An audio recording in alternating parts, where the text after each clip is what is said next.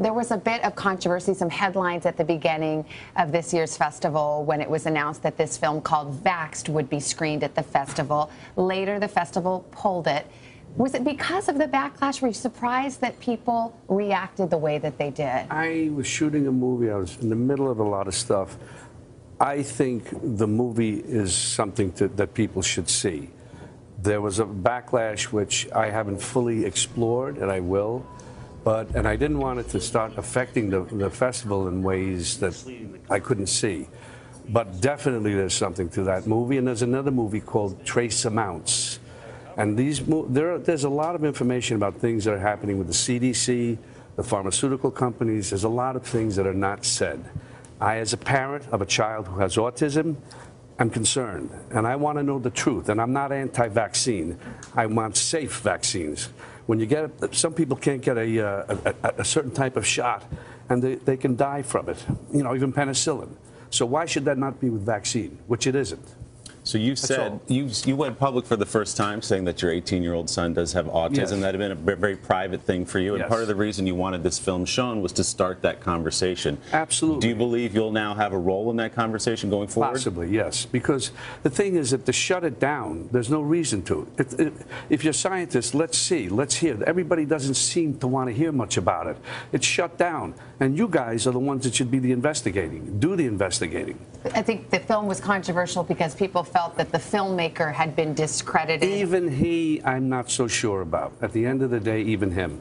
Jane, well, the one thing, there weren't sponsors or donors that were threatening to pull out of the film festival. It was our filmmakers, and we're known for having amazing documentary films.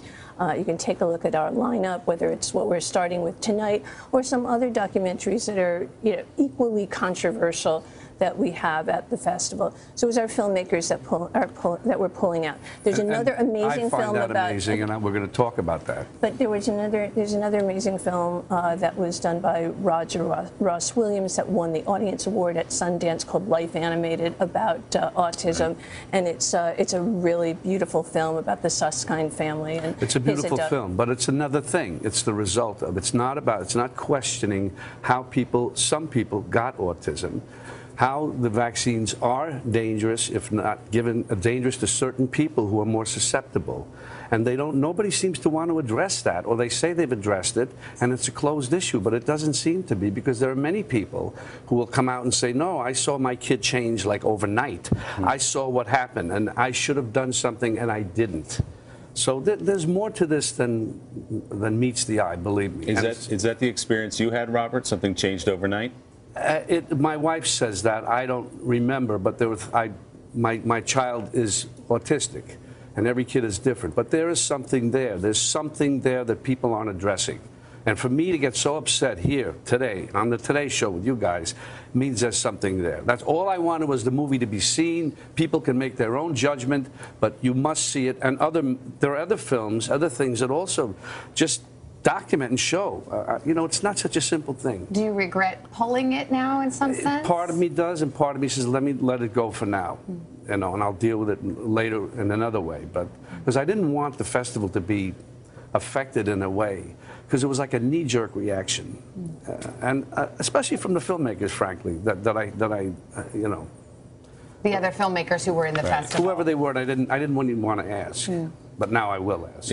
Robert, it is nearly consensus in the scientific community that there's no link there.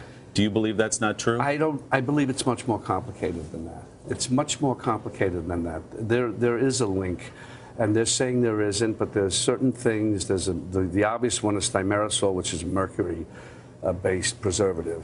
But there are other things there that I don't know. I'm not a scientist, but I know because I've seen so much reaction about just let's find out the truth. Let's just find out the truth. I'm not, you know, I'm not anti-vaccine, as I say, but I'm pro-safe vaccine. And there are some people who cannot take a vaccine, and they have to be found out and warned that you just don't give a kid a bunch of shots and then something happens. Some parents, you know, even in this documentary, they say, I knew I shouldn't have done it. I knew I shouldn't have done it. I talked to the doctor, or he's the doctor. I should listen. I should listen. I did it. The next day, You know, imagine how the parent feels. The worry is that people who hear those words and wonder about it will then not have their child vaccinated, which has led to a higher incidence of things like mumps and measles, that kind of thing. I don't know if those statistics are accurate. I'm not the one to say, but I would question even that. There's a kind of an hysteria, a knee-jerk reaction. Let's see. As I say, everyone should have the choice to take vaccines. Some places it's becoming mandatory, but it does benefit the big drug companies, Well, if funnily you want enough. to take